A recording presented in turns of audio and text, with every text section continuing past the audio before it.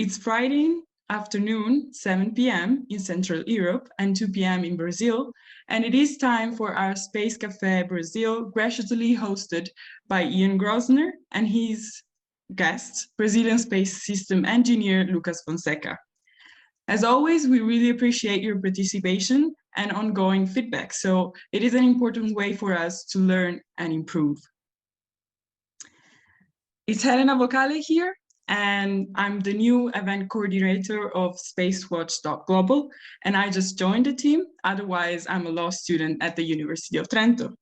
As you may know, SpaceWatch.global is a European-based online platform, and it is the place for you to be informed and keep the pulse of the space industry, space economy, space policy, and space geopolitics. So I would like to thank all our private and corporate supporters that showed their commitment to keep our independent journalism alive. We really love you from the bottom of our heart. I know many of you are already familiar with our website, our bi-weekly and daily newsletters, and the Space Café podcast. The newest one released today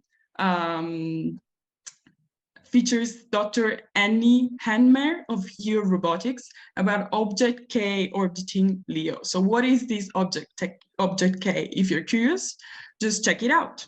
We also have some new episodes of our Space Café Radio, the latest one with Scott Pass at the PSSI event, and our embedded radios in the International Space University SSP program of this year. So please check them out if you're interested. Our fan shop is also open, and good news is that it's always open because it's on our website. So it's a nice way for you to support us actively and become a member and become a space watcher. So in case you've missed any of our previous web talks, we have an archive available on our webpage in the event section, but of course you can also find us on YouTube. You'll be happy to know that we will host our Space Café Brazil live on a regular basis. Now, before we really start, I would like to thank again everybody who's here for the support and for listening to us and being interested. Please be engaged. With that, my job is done, and I'd like to hand over the microphone over to our gracious host in Brasilia. Ian, over to you. Thank you so much, Helena. So now I will go in Portuguese. So, então, boa tarde a todos. Dizer que é um grande prazer estar aqui, mais um Space Café, se eu não me engano, o 9º. Nós começamos esse projeto lá atrás, ano passado, e esse ano já tivemos algumas ilustres presenças aqui. Fico muito feliz que o nosso convidado de hoje, o Lucas Fonseca, tenha aceitado conversar com a gente aqui hoje, algo, e para que vocês aí que estão nos vendo agora, a gente vai realmente fazer uma conversa, porque a gente não, né, Lucas, a gente não planejou aqui, não fizemos normalmente, como eu gosto de fazer, um roteiro das perguntas, enfim, do que a gente vai discutir. É claro que esse evento aqui faz parte da Semana Mundial do Espaço, né, World Space Week, que é comemorada todos os anos entre os dias 4 e 10 de outubro.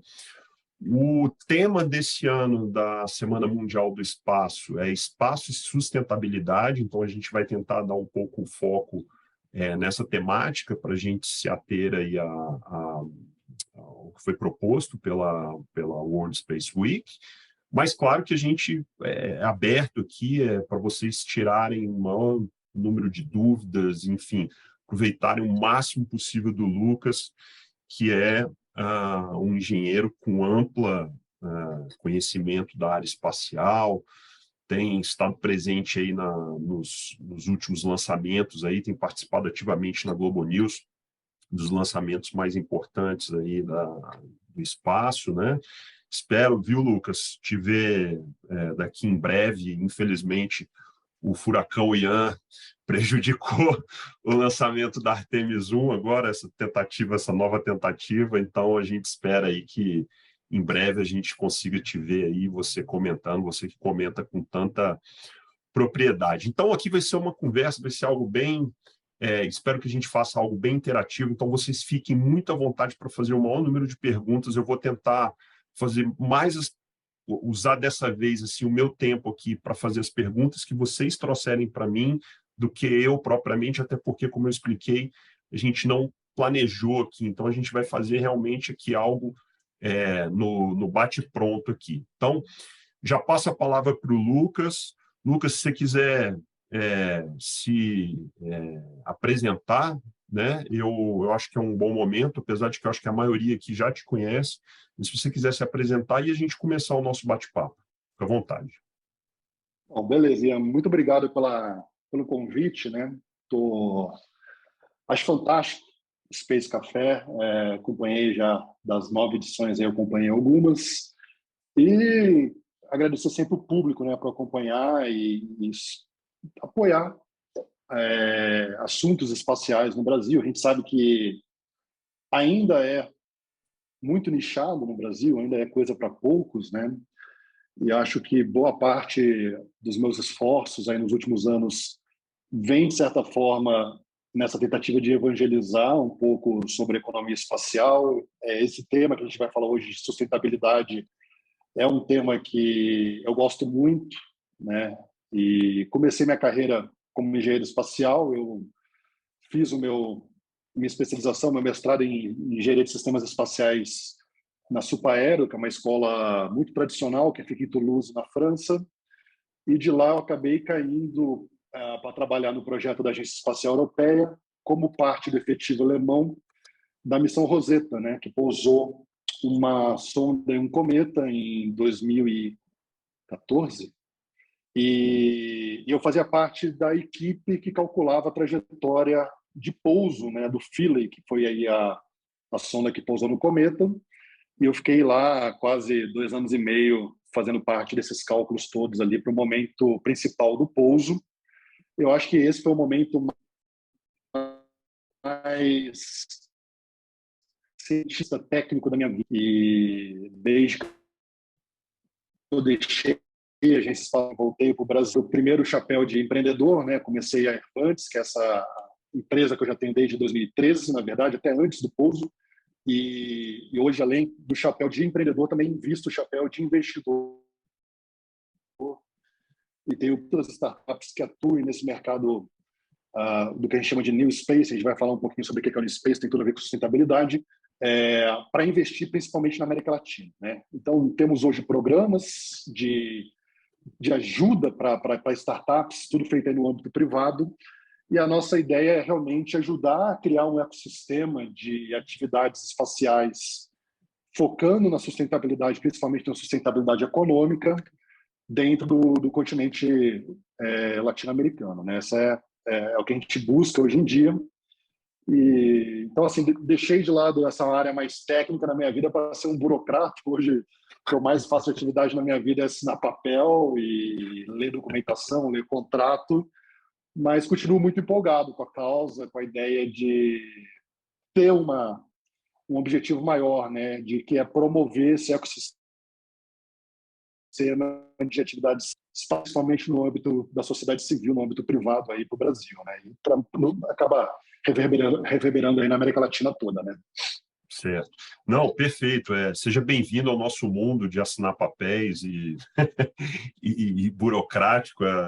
Acredito que o meu caso, né, como advogado já há muitos anos e advogado na área pública e de outros colegas também, então seja bem-vindo. Eu sei que engenheiros normalmente gostam de estar lá no que vocês costumam chamar de chão de fábrica, né, ali mexendo, não gostam muito dessa parte, mas aí que tá, eu acho uma coisa bacana, e a gente já conversou isso algumas vezes, eu acho muito legal essa troca de experiências que a gente pode ter entre as diversas áreas que hoje atuam aí no mercado espacial, né?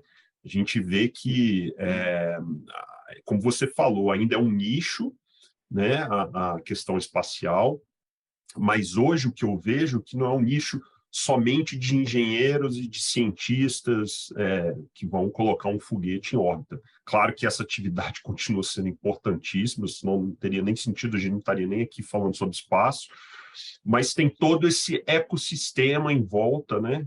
E a parte de sustentabilidade, como você está falando, eu até quero ouvir de você, porque você falou aí na questão da sustentabilidade do ponto de vista econômico, mas também a gente tem que também falar sobre a questão do ponto de vista da sustentabilidade das atividades em si mesmo, né?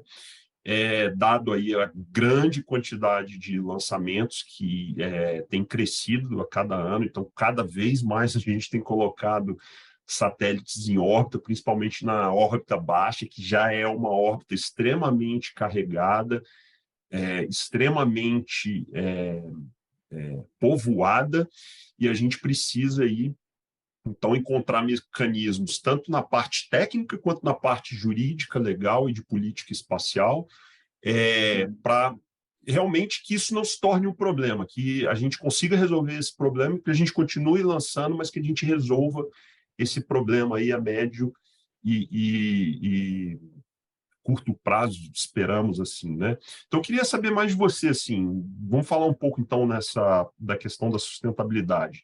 Primeiro, se você puder focar, então, nessa parte mais técnica, mais como que você, na sua visão, você que é uma pessoa já experiente na área, né, já trabalhou, como você explicou aqui, em alguns projetos, fora do Brasil, inclusive, como que você vê isso do ponto de vista da possibilidade técnica, e até para que o nosso negócio se torne um negócio viável, né? A gente não fique aqui, daqui a pouco não consegue mais lançar porque já está tão carregada a órbita que a gente já não conseguia fazer lançamento. Uhum. Bom, eu acho que dá para abordar essa questão em duas perspectivas. Existe a perspectiva do ambiente em si, que a gente está poluindo, e essa poluição, o impacto maior dela ou da própria atividade, né, em si, do acesso ao espaço. Então, quanto mais detritos a gente coloca no espaço, mais eu fecho possibilidades para novas missões, né? Hoje em dia, existe já uma preocupação de alguns anos desse space awareness, né, dessa preocupação desses detritos, de fazer a medição, de conseguir rastrear. A gente consegue hoje rastrear até detritos de centímetros, né? E a gente tem aí modelagens estatísticas que conseguem determinar qual que é a possibilidade de impacto na estação espacial, num satélite já estacionário. Então, assim, a gente hoje em dia temos meios de lidar com isso, mas a situação está piorando. Então, quando você vê, por exemplo, essas constelações todas de proposta de internet, que é a OneWeb, a Starlink, a Kuiper, por exemplo, da Amazon. Então, quando você olha esses caras todos e a quantidade de satélites que estão sendo propostos, a preocupação vai aumentar exponencialmente, porque a gente, de forma pragmática falando, a gente está fechando mesmo a possibilidade de novos slots para missões que vão além dessas, né, pela quantidade absurda de satélites que vão ser colocados. A gente vê, por exemplo, a FCC, por exemplo, essa semana discutindo essa ideia da redução de tempo, né? Hoje a gente falava sempre na casa aí dos 25 anos para um corpo artificial em baixa órbita de fazer uma reentrada. Agora, os Estados Unidos está querendo, dentro da legislação americana, colocar para 5 anos, o que é um prazo interessante, é um prazo que faz sentido, porque a maior parte desses satélites de baixa órbita tem uma vida mais baixa, então 25 anos realmente é muito, mas a comunidade internacional ainda tenta entender qual que é o melhor quantidade de anos para isso, 12, né, metade. Então, existe essa preocupação. Então, existem pessoas já fazendo os estudos, existem a preocupação de melhorar a maneira que a gente lida com esses detritos. E, claro, todo problema, toda dor traz também uma necessidade de uma solução técnica para isso. Então, hoje você tem agências e entidades privadas procurando meios de limpar também órbitas, né, órbitas distintas. Então, hoje a gente tem vários projetos, até que a gente chama de space tethers, né, então como se fosse tarrafas né? Essas tarrafas que você vai abrir no espaço, tentar pegar, frear esses detritos para entrar na atmosfera e queimar. Então, fora isso, a própria Starship, existe uma ideia de que ela pode ser usada como um vetor para trazer detritos de volta para a Terra. Então, ela levaria uma carga pelo tamanho do compartimento que ela tem na coifa dela ali, né, que abre como se fosse uma boca. Se você tiver um mecanismo para colocar coisas dentro dela e trazer de volta, poderia ser uma boa forma também de mitigar o problema. Então, a gente tem isso, de certa forma, sendo mapeado, sendo discutido. E aí até você trouxe essa ideia dos nichos, né, Ian? É importante, porque a área espacial ela é extremamente disciplinar. Então, você, e se fosse um ecossistema inteiro, onde você necessita de todos os tipos de conhecimento para poder lidar com os desafios espaciais. E essa parte de detritos, quando você olha, por exemplo, para um olhar tecnocrata, por exemplo, a gente está interessado em fazer missões cada vez mais elaboradas, mais tecnológicas, trazendo mais benefícios pela luz da área tecnológica, né? Claro. Muitas vezes a gente não está tão apegado em problemas que vão desde problemas éticos, né, do uso do espaço, moral, e até por conta disso a gente tem essa necessidade de incorporar outros campos de discussões que vão muito além da tecnocracia, né? Então, hoje, olhando como engenheiro, eu tenho essa visão muito ampla, né, de que o olhar do engenheiro por si só não é suficiente para tratar com o espaço, e mesmo assim eu ainda acho muito nichado o Brasil. A gente tem, por exemplo, a história do direito espacial que vem deslanchando no Brasil de forma notável, até comparado com outras frentes, mas se você conversar com qualquer advogado fora do eixo do direito espacial, ele nem sabe que existe direito espacial. É um negócio Ele incrível. nem sabe é uma que coisa... existe. É uma coisa...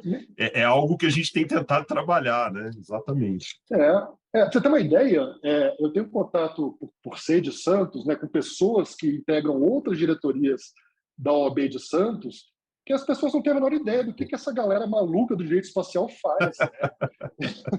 Então, eu estava falando com uma amiga minha que é diretora, ela falou, Lucas, para mim eu não sei, parece ficção científica isso aí, eu nem sei o que esse pessoal discute lá, sabe? E eu acho que é uma realidade que, de certa forma, propaga para qualquer área de conhecimento. A área espacial ainda é muito nichada, e especialmente num país como o Brasil, que é um país que não tem a cultura espacial desenvolvida no país. A gente nunca falou de espaço no Brasil que não seja como espectador do que os Estados Unidos fazia ou a União Soviética fazia, né? Então a gente está muito preso ainda nesses estereótipos todos que foram criados durante a Guerra Fria, a corrida espacial, né? E agora talvez aí se desprender um pouco por conta até da ascensão da iniciativa privada e tal. E é um momento muito único que a gente tem até de trazer esse conhecimento, essa cultura, popularizar essa cultura para o brasileiro comum, para que ele se interesse, perceba a importância disso tudo e que consiga, inclusive, discutir esses assuntos que vão além da parte técnica, né? Como, por exemplo, qual é a importância de se manter um ambiente sustentável em órbitas saudável. e além da órbita, né? A gente está falando de Lua, está falando de Marte, está falando de asteroides, tem aí um universo de problemas que a gente vai ter que discutir muita coisa moral e ética em relação a isso também, né?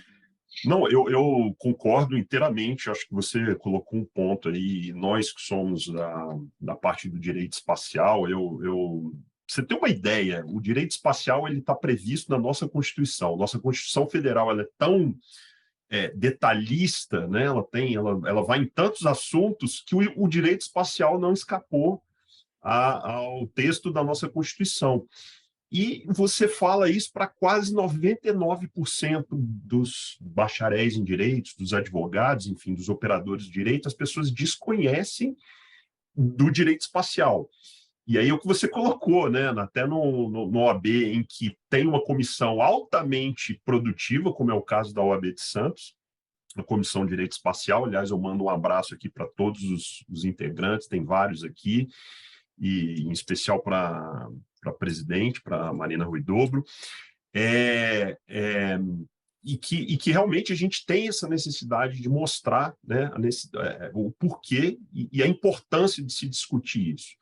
Só que aí, Lucas, eu acho que, como você colocou, eu acho que esse momento que a gente está vivendo, com a iniciativa privada sendo um ator extremamente importante no processo espacial, no mundo inteiro, no mundo inteiro, e não seria diferente no Brasil e na América Latina, eu vejo isso como uma oportunidade para todos aqueles que querem realmente abraçar esse setor, se especializar, estudar cada um dentro da sua área de conhecimento, né? E é bom ver que no Brasil nós temos excelentes profissionais, excelentes exemplos em quase todas as áreas, né? O meu último Space Café foi com a professora Thais Russomano, que é uma referência não só no Brasil, como no mundo, na área da medicina espacial, e vários outros. Então, nós temos ótimos exemplos aqui dentro do país, brasileiros, que realmente nos orgulham. Você é um deles, pela trajetória e pelo que podem oferecer. Então, fala um pouquinho para a gente, então, sobre essa, na sua visão assim, de New Space, das empresas, como é que você vê que, então, a gente pode tentar fazer para deslanchar esse novo, vamos dizer assim, essa nova... Muitas pessoas dizem que... Aí é que está, fica até a pergunta, nós estamos vivendo uma nova era espacial, né? Sim ou não? Realmente a era das empresas privadas, e como que o Brasil realmente... E aí eu digo assim, não só do Estado, das organizações vinculadas ao Estado que trabalham na área espacial, como a Agência Espacial, o INPE e outras, mas como que o país pode se beneficiar disso tudo? Bom, vamos lá. Essa pergunta ela demanda vários desdobramentos de colocações, né, até de percepção minha, assim, porque a área ainda ela não é extremamente difundida no Brasil, né? Do mesmo jeito que a gente não tem essa cultura espacial histórica no Brasil, o New Space ainda não engrenou no Brasil, né? Tem que deixar isso claro. A gente ainda não tem nem a percepção correta do que é o New Space. E eu gosto muito de bater nessa tecla de que as pessoas às vezes conectam o New Space com tecnologia. Então eles falam assim: o New Space é um pequeno lançador e um CubeSat, um pequeno satélite, né? Isso que caracteriza o New Space. Mas não, o New Space na verdade é uma modalidade econômica.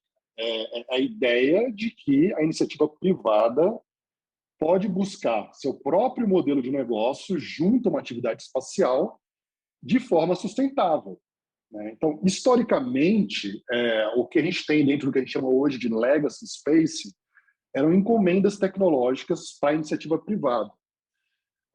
Não quer dizer que a iniciativa privada não tenha participado, por exemplo, da missão Apollo. Ela participou plenamente. Boa parte do que foi desenvolvido pela iniciativa privada. Mas a grande diferença é que as empresas, na época da Apollo, por exemplo, não decidiam o que elas iriam fabricar. Era uma demanda governamental do tipo: preciso disso porque eu tenho uma agenda para fazer tal coisa.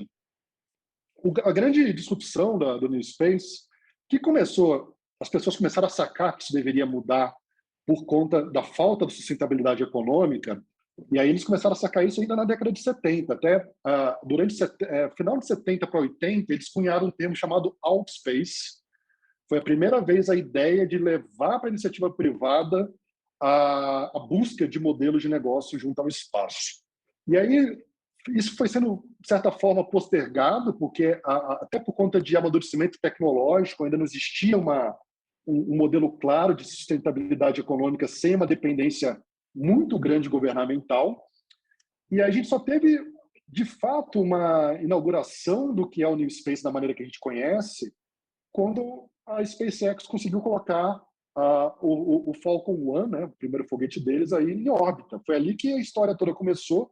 E isso tudo é muito recente, a coisa que data aí 2006, 2007. Então, que a SpaceX começou, né? Então, assim, a gente está vendo uma transformação ocorrendo na nossa frente nesse momento. Isso. Existe uma nova corrida espacial, que é uma corrida geopolítica, claro, entre Estados Unidos e China, né? Essa corrida continua sendo, nesse momento, com a Lua como principal alvo, mas é claro que isso vai se desdobrar para Marte, para outras coisas. Mas a diferença da Artemis, por exemplo, para o Apollo, é essa importância da sustentabilidade a longo prazo. Então, quando você olhava lá para Apollo, não, vamos lá queimar aqui parte do erário americano, porque a gente precisa provar para o mundo que a gente consegue chegar na Lua antes da União Soviética. Uhum. Hoje existe essa preocupação de chegar na Lua e se instalar na Lua antes da China, isso está claro. Certo. Mas, da última vez que foi feito, a gente conseguiu ir 5 vezes para a Lua. Apolo 11, 12, 14, 15, 16, 17. 6 vezes a gente conseguiu pousar na Lua. E depois ficou inviável, economicamente falando. Você tinha lá uma guerra do Vietnã, fazendo um contraponto de gasto financeiro, você tinha a ideia de ter um programa de estações espaciais que foi, de certa Perdeu forma... aquela novidade, né, também. Perdeu a novidade. E aí, como não tinha um interesse econômico, não tinha uma sustentabilidade econômica, especificamente, a Lua ficou para trás por muito tempo, até voltar a ter um interesse claro de que dá para fazer coisas na Lua. Bom, tendo dito tudo isso, onde que o Brasil entra nessa história, que foi a tua pergunta inicial, né? Ótimo. Hoje, a gente vive esse momento muito único de transição de um modelo de legacy para um modelo de new space. Então, de um modelo onde os governos encomendam tecnologia para modelos onde o empresariado propõe seus modelos de negócio de forma que impacte positivamente a sociedade. Então, vamos separar isso. Óbvio que o governo também está impactando positivamente, mas por outras agendas, né? E aí, o mundo inteiro está tentando entender ainda qual que é esse modelo de transição. Inicialmente, a gente achava que o governo seria uma entidade enfraquecida nesse modelo de transição do New Space, e agora a gente já percebeu que é uma visão totalmente errada. O governo ainda é o ente mais importante que pode viabilizar o New Space nos países. E aí a gente tem exemplos práticos disso hoje em dia, como é o caso da Austrália, que é um país que não tinha um histórico junto ao espaço, só que o governo incorporou essa ideia de que ele queria ter um ecossistema de empresas de New Space e começou a criar incentivos para que empreendedores fossem para a Austrália para começar um ecossistema lá. De certa forma, aconteceu algo parecido em Luxemburgo também. Luxemburgo não fez isso, exatamente. Uhum. Talvez de maneira proposital, pensando já no New Space, porque Luxemburgo foi adiantado em relação ao resto do mundo, mas você vê hoje vários pequenos nichos de startups ligados ao espaço, como mineração de asteroides, até data center, querendo ir para Luxemburgo porque lá traz algum benefício, seja fiscal, seja legislativo. Existem alguns benefícios locais propostos Portugal pelo também, governo. né, Lucas, tentando também entrar nessa... Portugal está tentando, você tem ali os países do leste europeu com vários casos de sucesso de empresas de CubeSat, você tem países da Escandinávia, então você tem a Finlândia, por exemplo, atuando na área, a própria UK como um todo, então você tem Escócia com empresas, você tem a própria Inglaterra com empresas, você tem a Nova Zelândia com um sítio de lançamento da Rocket Lab. Então você viu que o negócio foi se desmembrando ao redor do mundo, mas a gente não pode fechar os olhos de que os Estados Unidos continua sendo o principal vetor de atividade espacial, seja ela pública ou ela privada. Então, assim, a maior parte das startups estão ainda nos Estados Unidos, mas estamos abrindo isso, desmembrando isso para outros membros estados aí ao redor do mundo, e esse é o momento correto para isso. Bom, tendo dito isso, existe um moto muito grande do New Space, que é a que a gente fala que a gente está exercendo a democratização do acesso ao espaço. E essa democratização do acesso ao espaço, de certa forma, ocorre porque cada vez está mais barato, por conta dessas startups todas, principalmente a SpaceX, que é o carro-chefe, você levar uma carga para o espaço, e isso ainda vai cair vertiginosamente, principalmente com a Starship. Na hora que ela vier para funcionar, tem cifras aí que falam de $10 por quilo, ou, sei lá, na pior das hipóteses, $400, $500, e hoje eu coloco $1 quilo na estação espacial, vai me custar em torno de $25 mil, $30 mil. Então, assim, é uma redução drástica, é um novo paradigma do que a gente está vivendo, e aí, de certa forma, isso abre para países, vamos dizer, amigáveis, no sentido de que é óbvio, não está se abrindo, por exemplo, como a Coreia do Norte, fazer parte dessa história. Mas qualquer país hoje, da África, da América Latina, consegue visualizar a possibilidade de acessar o espaço sem necessariamente ter um vetor de lançamento. E isso é uma coisa relativamente nova, essa comoditização do acesso ao espaço. E essa comoditização, de certa forma, vem muito forte até pelo advento de que novos países estão conseguindo, até de maneira privada, colocar cargas no espaço. Quando você tinha os mesmos países de sempre colocando, os países podiam fechar barreiras e falar, eu não quero transferir tecnologia, eu não quero vender para você ou para assado, as coisas aqui vão funcionar da maneira que eu quero e elas estão protegidas porque eu quero proteger minha tecnologia. Quando você começa a ter mais e mais países tradicionais continuam protegendo aqueles ao ponto de atrapalhar as atividades espaciais, as pessoas vão começar a migrar para outros países e aí esses países vão começar a perder eventuais clientes. Então, existe claramente uma abordagem de abertura de tecnologia na área espacial, ao ponto da gente imaginar que vai haver uma comoditização do acesso ao espaço em pouco tempo, e toda aquela nossa preocupação do ITAR, da dificuldade de acesso à tecnologia, das coisas, vai muito mais se transformar como montadoras espalhadas ao redor do mundo, desenvolvendo foguetes, lançando de bases também espalhadas ao redor do mundo, né? Fiz esse âmbito todo de falar o que está acontecendo no Space hoje em dia para chegar no Brasil, né? O Brasil ainda vive uma cultura muito ligada ao legacy space. Então, a gente tem a maior parte das empresas brasileiras que atuam no ramo muito dependente das agendas governamentais ainda. E a agenda governamental, ela é, de fato, visualizado sempre como uma agenda de governo. Por mais que a gente tenha um PNAE, né, que é um Plano Nacional de Atividades Espaciais, que dura aí 10 anos, multi-anos, 10 anos, a gente ainda é muito dependente da gestão atual para entender se as coisas vão se desdobrar ou não dentro do tal PNAE. Historicamente, o PNAE não tem sido muito uma escritura na pedra. Assim, poucas coisas do que estão no PNAE vêm de fato ocorrendo, muito porque a alteração de governos tem mudado a prioridade em relação à maneira que a gente lida com o espaço. Existe uma necessidade real da gente ter um plano de longo prazo que não seja afetado pela política brasileira, que a gente consiga, de alguma forma, estabilizar o investimento na área espacial no Brasil, para que as empresas possam fazer usufruto disso para se tornarem sustentáveis também economicamente ao longo prazo. Hoje em dia, as empresas do Legacy no Brasil, muitas delas já pediram concordata em algum momento, já pediram falência, porque não existe um fluxo contínuo financeiro para atividades espaciais no Brasil.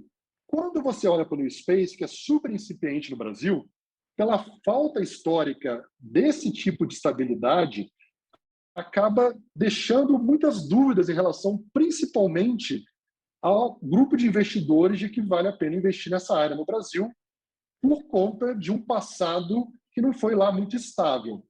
Então, você já tem uma falta de cultura espacial no Brasil, somado que qualquer acesso que você coloque aí no Google sobre Programa Espacial Brasileiro, você vai ver mais dificuldades do que positividades.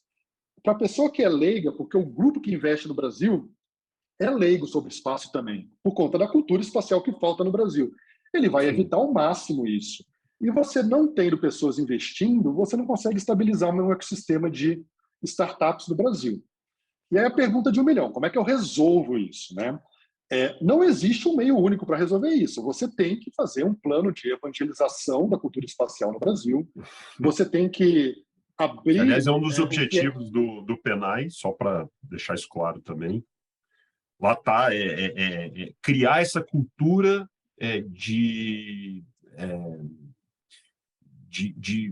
como é que a gente fala, de comunicação com a sociedade para que ela entenda que ela é hoje altamente dependente das aplicações espaciais. E tem que olhar para o futuro também, porque quando a gente olha para o presente já se paga, né? A gente sabe que as atividades espaciais revertem benefícios para a sociedade, ponto. Mas quando você traz também a componente futurística dessa história, e quando você olha, por exemplo, para todo o recurso espacial que existe aí no sistema solar, você fala, poxa, o país que não fizer parte disso vai deixar de ser um país competitivo para o futuro.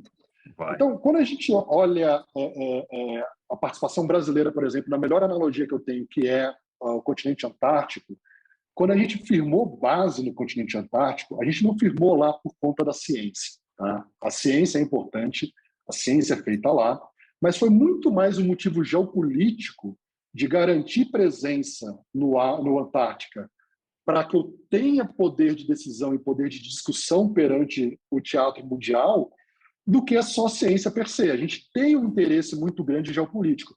E a área espacial é igual. Se a gente não se posicionar frente às atividades espaciais, o próprio pessoal do direito espacial perderia força se o Brasil não tiver atividades espaciais sendo feitas Perfeito, claro, de maneira material, não só de claro. matéria ideológica, né? Então, não Uhum. adianta a gente ficar no campo das ideias apenas se a gente não demonstrar que a gente é possível como um parceiro confiável, não mais um parceiro que não honrou a estação espacial, ou que não honrou o telescópio ESO, ou que todos os projetos que a gente fala dificilmente saem do papel. Tudo isso traz uma imagem ruim para o país. Então, a gente tem que passar uma credibilidade a partir de agora. Eu acho que a gente tem frentes distintas onde a gente pode trabalhar isso, mas Uhum. principalmente democratizar esse acesso à informação espacial, mostrando como que isso vai impactar a vida humana, né? Como que isso vai impactar a nossa sociedade. E tem até uma frase que o Tony Bruno, que é o CEO da ULA, falou aí num tweet dele que eu gostei muito.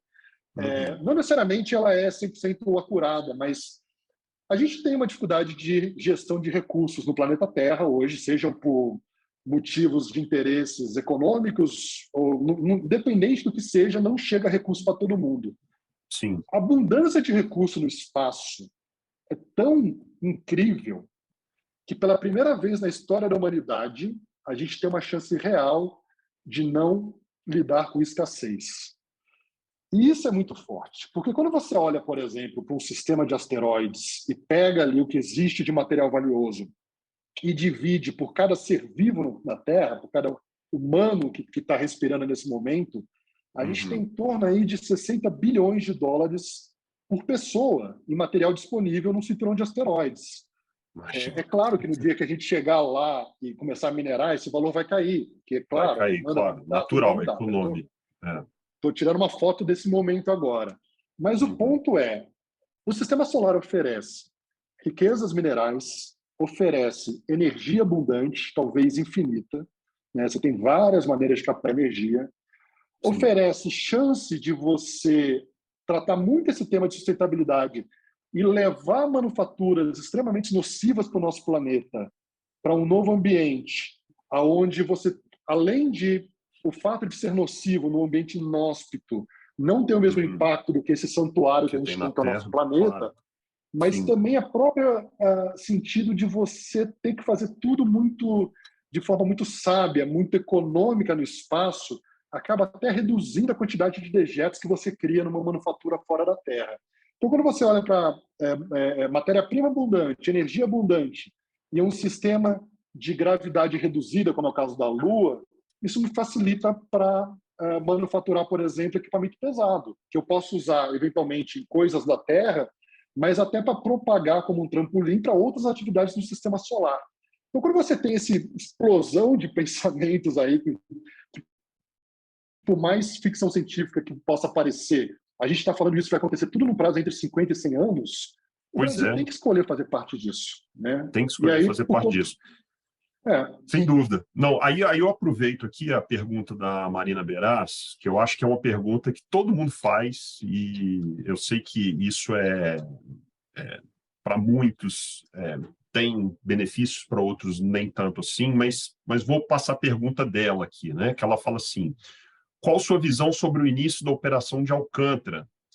Imagina que outros centros de lançamento serão construídos no país, com iniciativa privada, para atrair e atender a demanda crescente? Então, são duas perguntas aqui, né? O que você acha do centro de operação de Alcântara? E a gente está falando aqui do início de operação aí em vias de ocorrer.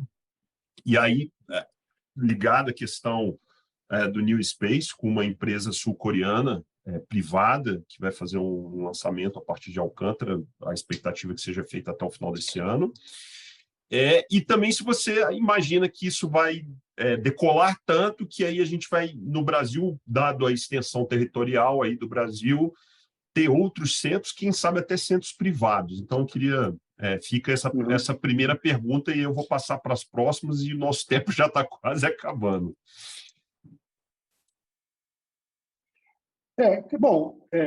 Alcântara é a melhor base de lançamento do mundo?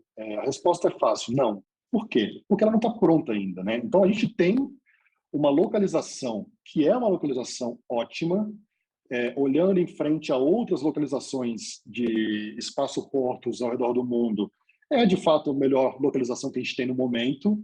Pode vir a existir outra? Pode. Eventualmente acha na Indonésia, algum lugar muito específico que pode até ter uma localização melhor.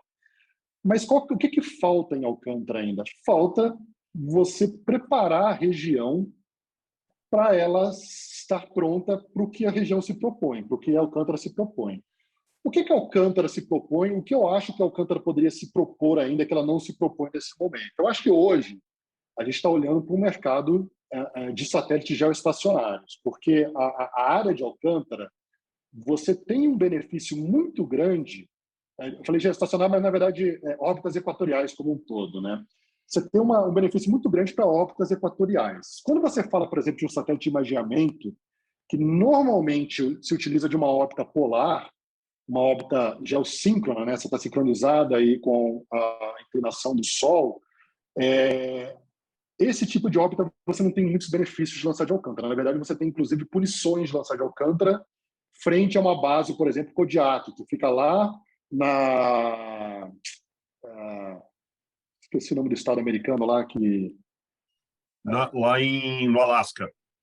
No Alasca. Eu estava com Antártica na cabeça. Não, no Alasca. Então, essas bases que têm uma inclinação muito alta, ela é meio lançamentos de órbita polar. Só que ela é péssima para lançamento de órbita equatorial.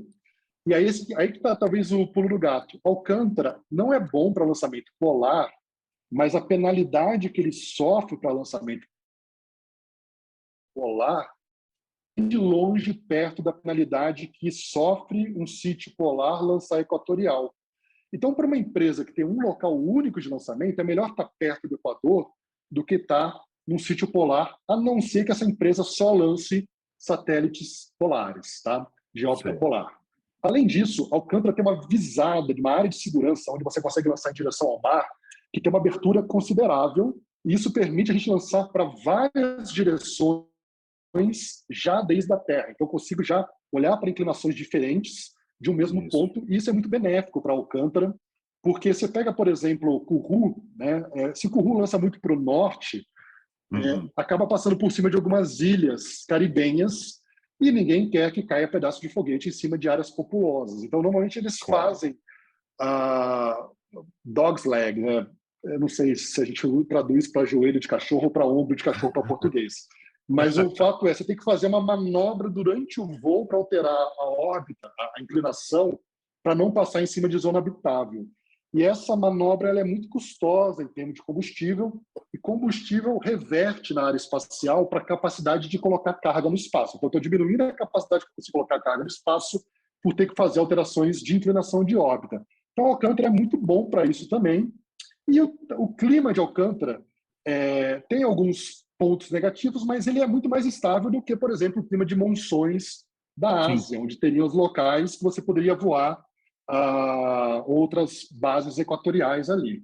Então, assim, Alcântara é um bom spot, falta muita infraestrutura lá, não tem um porto ainda, não tem uma ferrovia ainda servindo plenamente Alcântara. Então, tem que ter um esforço governamental que vai dentro da estrutura das várias camadas, né? Então, você vai ter que ter a cidade de Alcântara se movimentando, o governo do Maranhão e a questão federal em cima, uma abertura para a iniciativa privada, onde a iniciativa privada se sinta segura de investir em Alcântara, e você também tem que ter uma abertura para a internacionalização. A gente está vendo aí uma empresa sul-coreana, a gente tem outras empresas atuando lá, mas eu acho que Alcântara tem potencial para ser maior, no sentido de chamar mais empresas para lançar, empresas, inclusive, que já estão consolidadas aí no mercado. Porque a gente está falando muito de startups incipientes, que estão tentando provar ainda a sua própria tecnologia. A gente, fora a Virgin Orbits, a gente não tem nenhuma empresa ainda que provou a sua própria tecnologia.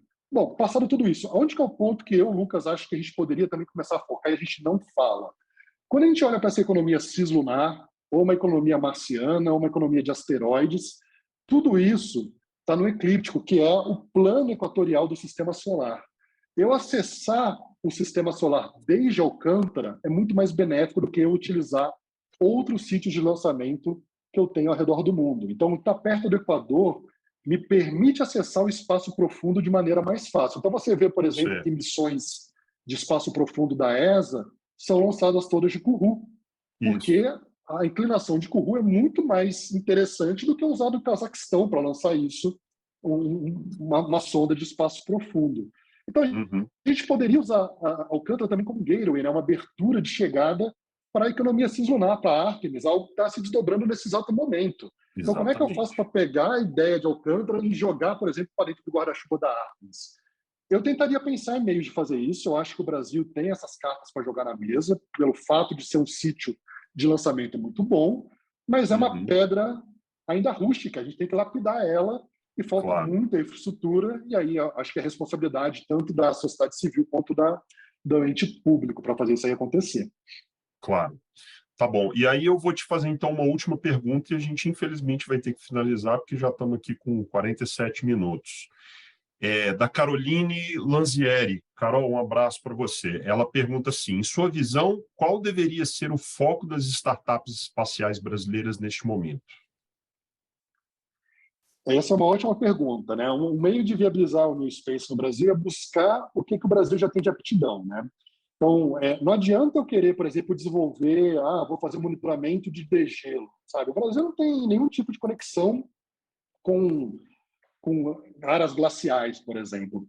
E aí eu só quis trazer esse exemplo, não sei se é o melhor de todos, mas no sentido que a gente tem áreas muito bem desenvolvidas no Brasil, que vai, por exemplo, óbvio, né? A parte agro, a parte de petróleo e gás, a parte de logística, a própria ideia, né, geológica, né, de mineração. Então, você tem frentes que o Brasil é líder no mundo, que atua aí de igual, aonde a gente pode usar essa expertise para trazer diferencial tecnológico desde o espaço, aí falando de satélites, para melhorar mais ainda e se tornar um produto competitivo para o mercado global. Então, a área espacial, até pela questão inerente de qualquer coisa no espaço, você tem uma perspectiva do globo como um todo, porque tudo que está em órbita está passando no globo, não está passando fixo só no Brasil, a não ser que seja um satélite geoestacionário. A gente sempre pode acessar o mercado global com uma tecnologia que eu estou desenvolvendo no país, né? Então, colocar um satélite que está ali, de certa forma, orbitando todas as áreas do planeta, por que não vender o mesmo tipo de serviço para outros países? Então, é sempre bom pensar nesse lance da internacionalização para startups espaciais. E eu gosto muito dessa ideia de você buscar essas aptidões do que o Brasil já faz bem, e aí muitas vezes isso se reverte em serviços, né? Então, muitas vezes a gente fica muito preso na ideia da manufatura, da indústria, e acaba deixando de lado um pouco a parte de serviços. E aí tem um termo que um amigo meu cunhou, que é Brazil as a Service, que é um termo que eu gosto muito, nessa ideia de que, poxa, o Brasil tem um time zone favorável, a gente está entre Europa e Estados Unidos. O Brasil tem uma cultura ocidentalizada, então a gente é muito mais próximo da Europa e dos Estados Unidos do que a Índia é, por exemplo. A gente tem, por exemplo, a questão de que o nosso câmbio é favorável para você fazer serviços no Brasil. Sim, né? sim. E aí você tem a questão também de uma proximidade territorial também com os Estados Unidos e com a Europa. Então, hoje, a gente é muito privilegiado num quesito de prestação de serviço, só que a gente não acordou para isso ainda. Então, quando eu olho, por exemplo, para a parte de análise de dados, né, de Big Data, inteligência artificial, que a gente tem uma formação de mão de obra muito boa no Brasil, e a gente tem uma formação plena, com pessoas sobrando no mercado, a gente poderia buscar nichos onde o Brasil já atua muito bem para aplicar serviços baseados em estruturas espaciais como um primeiro momento. E aí eu gosto muito de falar uma coisa puxa a outra. Hoje a gente tenta falar, vamos fazer o lançador para puxar o satélite, para puxar a aplicação. Eu acho que é o contrário. Eu acho que você tem que, primeiro, garantir a sustentabilidade de atividades de aplicação. Quando você tiver atividades de aplicação, automaticamente vai surgir empresas desenvolvendo tecnologia para melhorar essas aplicações, e aí vai acabar criando empresas para fazer satélites no Brasil. E quando você tiver essas empresas suficientes, eventualmente você vai ter uma empresa de lançador no Brasil, porque tem lançamentos no próprio país. Hoje, o mercado de lançadores espaciais é muito competitivo e é muito difícil para países que não têm um histórico junto ao espaço, junto à história de lançadores, entrar de forma competitiva. Então, se o Brasil conseguisse, por exemplo, colocar o VLM para rodar, eu sou muito cético de que o VLM, hoje, no estado atual da indústria, seria competitivo no mercado internacional. Então, talvez seja melhor focar em coisas onde o Brasil pode ser muito mais competitivo e deixar até de uma maneira orgânica, talvez vir uma ideia de um lançador espacial brasileiro a médio prazo, do que a gente ficar queimando dinheiro eternamente para esse fluxo das atividades, de lançador, satélite e aplicação. Acho que tem que ser o contrário. Entendeu? Entendi. Nossa, não, muito bom, Lucas. Acho que é sempre válido, assim, ter ideias diferentes, né? Assim, normalmente a gente ouve uma defesa em relação à questão, como você colocou bem, dos veículos lançadores e tal. Então, assim, é muito bom ouvir também ideias diferentes, posições diferentes aqui. Eu não sei se o Lucas travou, ele estava com um probleminha de conexão. Mas, de toda forma, eu queria te agradecer aqui por essa participação com a gente. Foi fantástico aqui esse painel, esse Space Café. A gente poderia ficar aqui horas e horas e horas e horas. A gente praticamente começou e aí já deu essa 1 hora. Eu queria agradecer muito todos aqui que dedicaram o seu tempo para prestigiar o programa, estar aqui com a gente. É um programa realmente que eu faço com muito carinho e a gente tem realmente desafios aí no Brasil, e um deles é, inclusive, fazer exatamente o programa Space Café Brasil em português para que a gente consiga atingir cada vez mais um público e desenvolver essa cultura espacial no país. Então, Lucas, eu não sei se você, pelo menos para mim aqui, está travado, não sei se você, talvez seja o caso de tentar uma reconexão, e agradeço, se você estiver só ouvindo, agradeço demais aí a sua participação e vamos continuar. Agora você voltou. Então, se você quiser, eu fiz um agradecimento aqui, Lucas, realmente o nosso tempo se esgotou, então, mas agora estou te vendo aqui, acredito que esteja o áudio também ok. Então, se você quiser despedir para a gente concluir, te agradeço.